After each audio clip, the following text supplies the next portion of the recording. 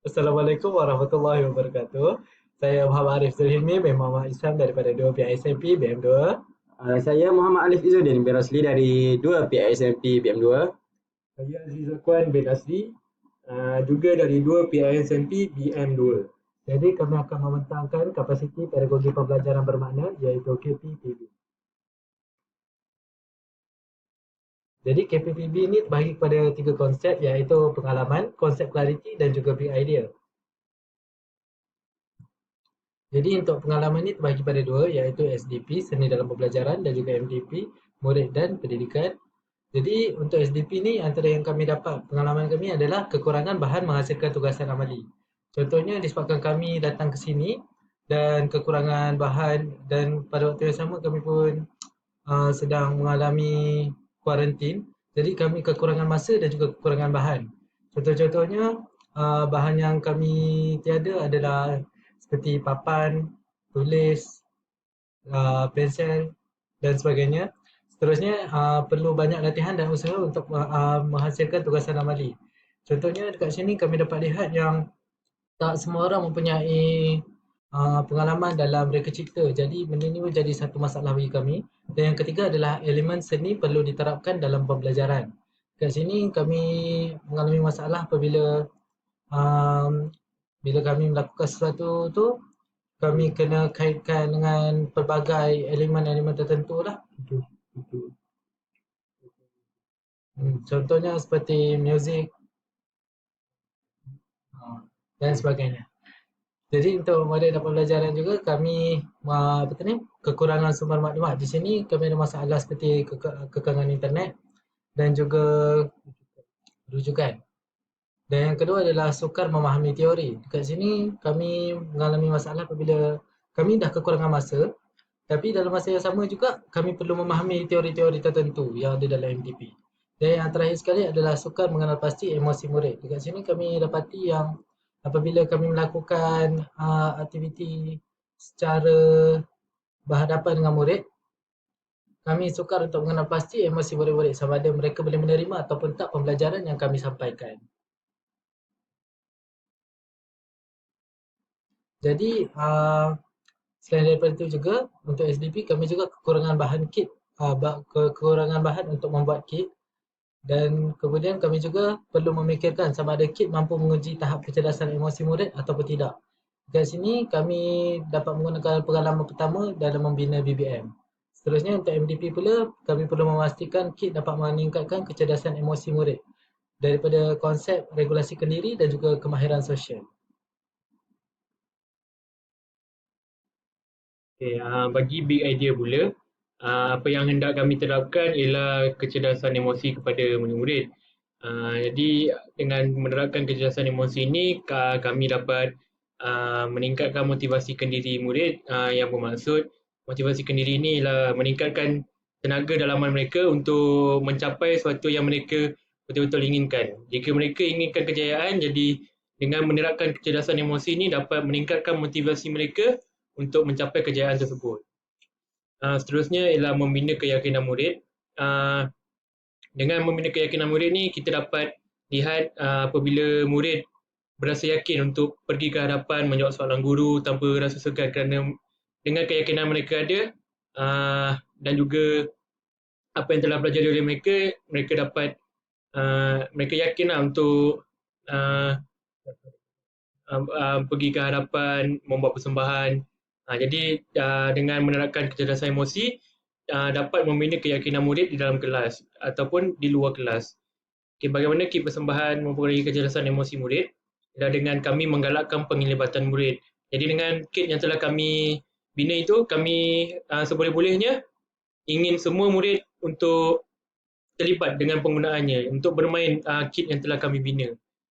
Seterusnya ialah kit yang menarik minat murid. Kami membuat kit itu dengan cantik dan berwarna-warni kerana kita tahu jika kit itu mempunyai warna yang sedikit akan kelihatan hambar kepada murid.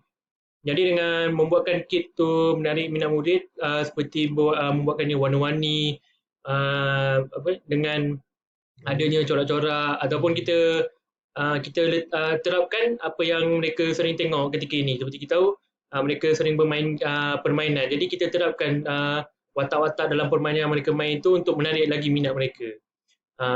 Jadi yang terakhir adalah menguji tahap kecerdasan murid.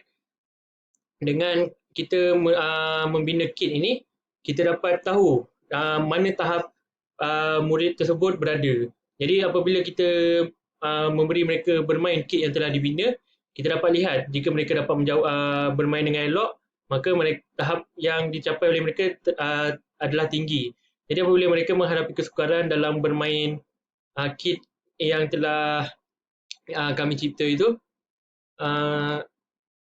kita dapat lihat tahap dia rendah sedikit daripada murid lain kerana menghadapi kesukaran. Seterusnya dalam 3 konsep ni, konsep 3 adalah konsep clarity. Dalam konsep ini saya akan menerangkan apakah hasil pembelajaran yang kami peroleh dalam melaksanakan tugasan SDP dan juga MDP. Seperti yang semua tahu, dalam tugasan SDP ni kami perlu membina sebuah kit iaitu bahan batu mengajar dan perlu bentangkan. Dan dalam MDP ni kita orang perlu membuat satu laporan tentang pengalaman buat satu sekolah ketika PBS yang lepas. Okay, apa yang saya pelajari dalam SDP dan MDP ni ialah setiap proses pengajaran dan pembelajaran perlu menerapkan setiap elemen seni, iaitu 3 elemen seni, iaitu seni muzik, seni visual dan juga seni pergerakan. Yang kedua, apa yang saya pelajari ialah pengetahuan tentang PBM. Seperti yang kita semua tahu, ini ialah pengalaman pertama kami membuat BBM, iaitu kit pembelajaran, dan ia satu pengalaman yang amat bahagia bagi kami. Yang seterusnya ialah mengetahui cara murid berfikir, dan ini adalah dalam subjek MDP. Dalam subjek ini kami mengkaji setiap teori cara murid berfikir, iaitu teori kecerdasan murid, dan kita dalam subjek ini juga kami dapat tahu sifat murid yang berlainan. Contohnya ketika PBS tu kita dapat tengok ada murid yang pasif dan juga aktif, ada juga murid yang bijak dan kurang yang sederhana di dalam sebuah kelas itu. Okay, seterusnya bagaimana hendak belajar. Okay, bagaimana hendak belajar ni kami ada bagi 3 tips, iaitu pertama perlu mengatur masa, iaitu kita sebagai pelajar perlu pandai mengatur masa untuk mengulang kaji pelajaran. Yang berkait dengan nombor 2 iaitu mengulang kaji pelajaran. Dan akhir sekali ialah fokus di dalam kelas supaya tidak ketinggalan apa yang guru ataupun pensyarah hendak ajar pada hari tersebut. Okey, dan akhir sekali ialah bagaimana kita mengetahui apa yang dipelajari. Ini iaitu pertama sekali ialah membuat latihan. Ini bukan sahaja kepada kita sebagai pelajar di Institut Pengajian Tinggi, tapi kepada murid di sekolah juga perlu membuat latihan supaya tidak ketinggalan. Seperti yang semua tahu, dengan kekangan keadaan, iaitu dengan COVID yang semakin meningkat naik, tidak menentu sekarang ini, kita dapat tengok ramai budak-budak, ramai murid yang ketinggalan dari pelajaran. Seperti ketika PBS tu saya dapat tengok murid darjah 2 tapi masih belum tahu untuk membaca. Jadi membuat latihan di rumah ni adalah amat penting bagi mereka supaya tidak ketinggalan dalam pelajaran. Dan akhir sekali ialah mereka perlu menggunakannya dalam kehidupan seharian. Contohnya murid-murid lah, mereka perlu menggunakan setiap apa yang mereka pelajar tu dalam kehidupan seharian. Contohnya macam matematik. Kalau dia orang pergi ke kedai, dia orang perlu gunakanlah ilmu matematik tu untuk mengira. Contohnya macam dia orang bagi duit untuk beli gula-gula, jadi dia orang perlu fikir berapa biji gula-gula dan cukup tak duit mereka tu. Okey, itu saja. Akhir sekali ialah rumusan apa yang kami dapat rumuskan ketika mempelajari 2 subjek ini, iaitu SDP dan juga MDP. Kami dapat menjelaskan konsep PDP dan proses pembelajaran dalam pendidikan. Okay, seterusnya ialah kami dapat menguraikan kepentingan perbezaan individu dan implikasi terhadap PDP dalam bilik belajar. Yang ketiga, kami dapat menganalisis teori-teori pembelajaran dan model pengajaran dan implikasi terhadap PDP dalam bilik belajar. Yang keempat, dapat membentangkan perancangan aktiviti PDP menggunakan pendekatan strategi dan kaedah pengajaran masa kini.